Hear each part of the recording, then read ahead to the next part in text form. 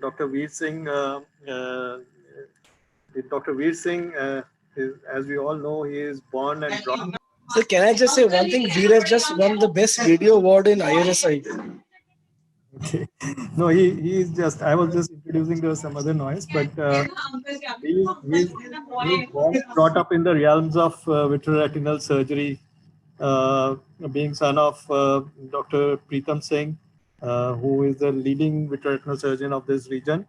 Dr. Veer Singh, he has done his MBBS from Jawaharlal Medical College, Belgaum, and his MS from Meerut in 2015, where he topped his batch in the MS exam. He has then, since then, working with his father at Dr. Son Singh Eye Hospital, Amritsar. Over to you, Veer, for I think this is the last but not the least, and I think most important talk. Thank you for the kind introduction, sir. Sir, before I begin, I'd like to thank especially you for inviting me here and the entire POS team, Shakeen sir, Karamjeet sir, Ashwini sir, and Dinesh Garg sir for having a symposium on retinal diseases. So without further to do, I'll start off my presentation. I've kept it only video based because I knew I was going to be the last speaker and I knew that everybody will be waiting for their dinner. So I just have a couple of slides and then just 2 short videos to show.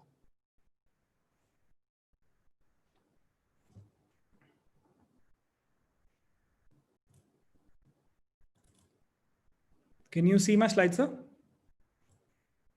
Yes, we go ahead. So my topic is a very basic topic. It's dislocated intraocular lens management.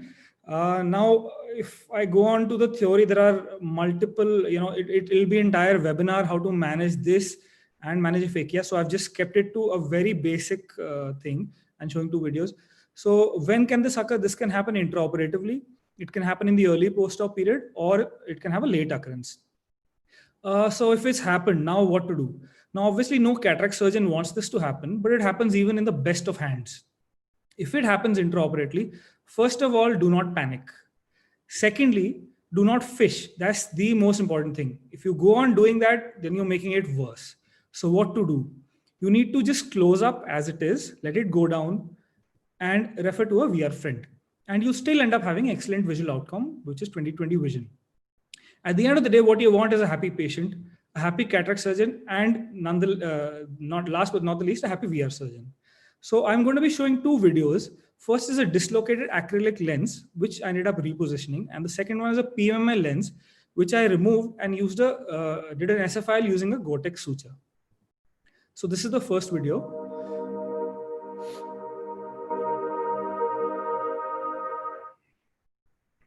Now, this was a myopic patient who had a late dislocation. He had a very small pupil, so I used iris hooks to make sure that there is a sufficient rhexis margin.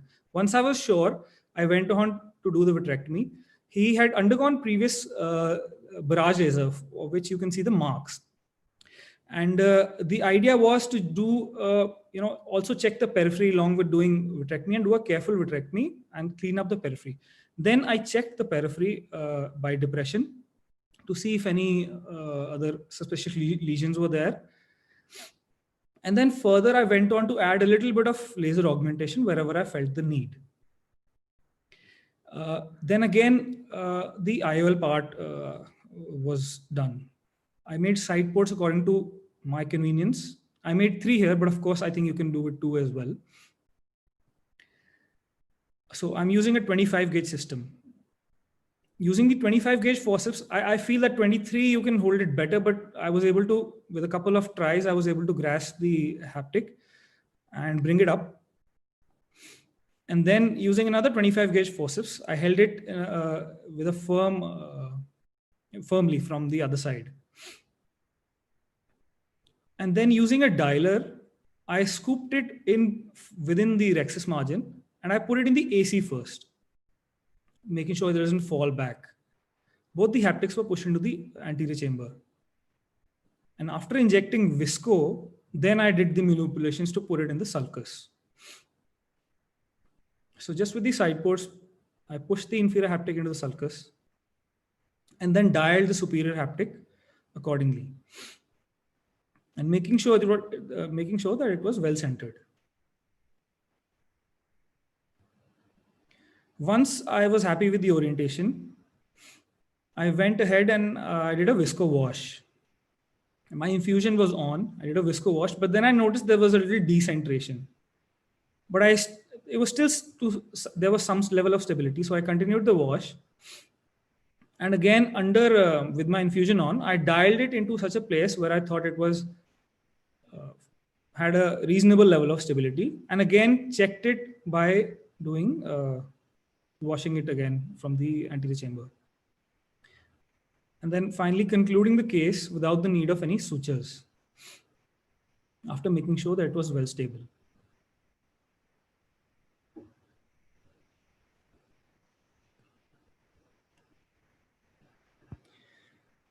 The second video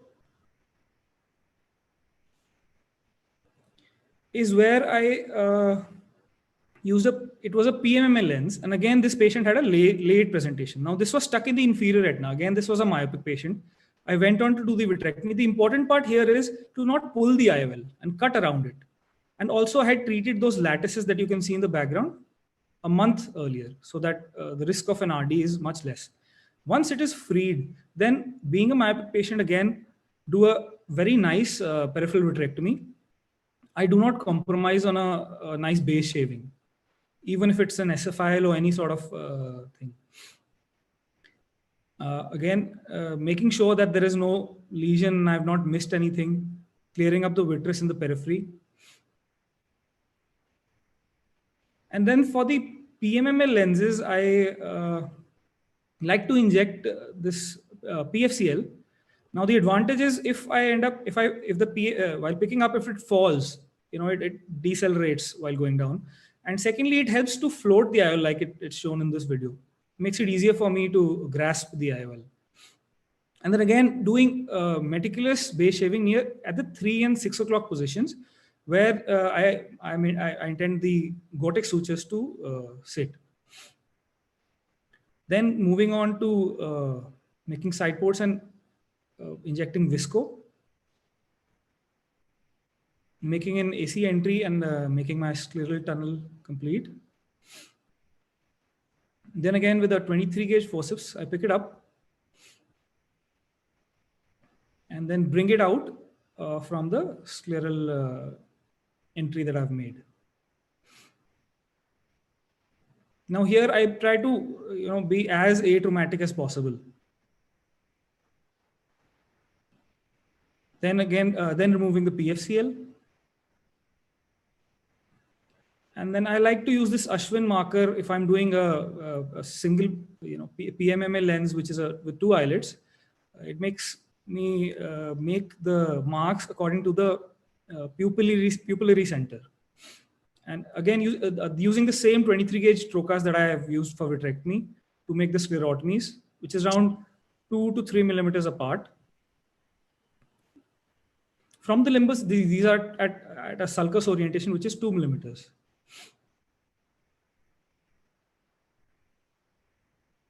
Now I feed the Gore-Tex sutures with my 23 gauge forceps on each side from the inferior sclerotomy. And I take it out using a McPherson's from the scleral tunnel. Again, injecting visco. And then this single piece IOL with these eyelets, PMMA lens. Now on one side, I put the from above down, and the other eyelet, I use it down up. This basically reduces the amount of torsion that is there while fixing these single eyelet IOLs. Same thing on the other side.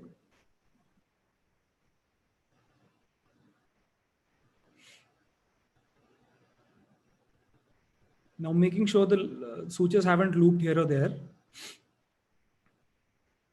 And then slowly pushing the IOL inside and pulling the Gore-Tex sutures, the leading haptic, to get the IOL in place. It goes very nicely, very smoothly. And then just like you implant a normal IOL, the trailing haptic is pushed in. And the Gore-Tex sutures are pulled to get the IOL centration. And the best part about this Gore-Tex suture is that it's a flexible suture. It's a monofilament suture. and it's used in cardiac surgery. It's been used in ophthalmology since 2012 and 13. There are a lot of publications about it. And tying it is very easy. Manipulations are very easy, and the knots are very soft.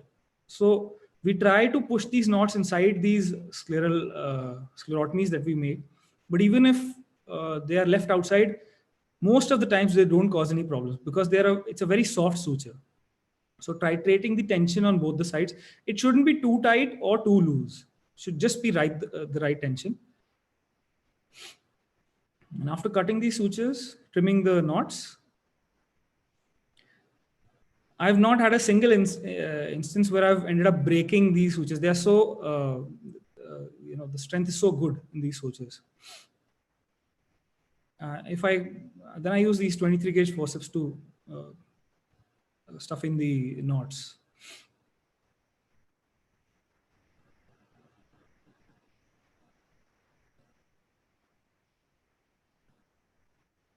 Finally, closing up the sclerotomies with a 7-0 Vicryl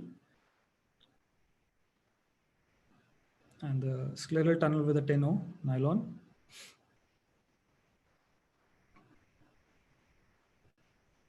Making sure the IOP is okay, closing up the conjunctiva and concluding the case. Thank you.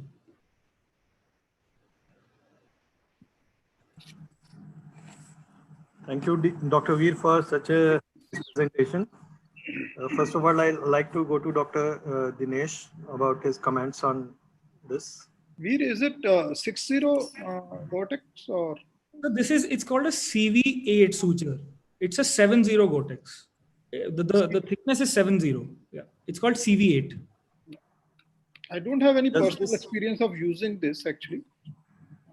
Whatever SFIULs we do, I've been using, initially we used to use 10-0 proline and now we are using 9-0 proline. And I was also using 9-0 proline, but then it started off in SN. So whatever starts off in SN, I get a sense of confidence in that. Definitely. It was very nice surgeries and very well done. One thing, congratulate you for this. One thing Dr. Veer has forgot to mention is when you are using this technique of hanging back the IOL, that I call this as hang back IOL technique. When you are inserting the knots inside the eye, both the knots should go in the opposite direction. If one is inferior, the other should go superior. If you try to bury both of them superior or both of them inferior, the lens will not be in a position, it won't be in a normal position. It will be subluxated. Yeah.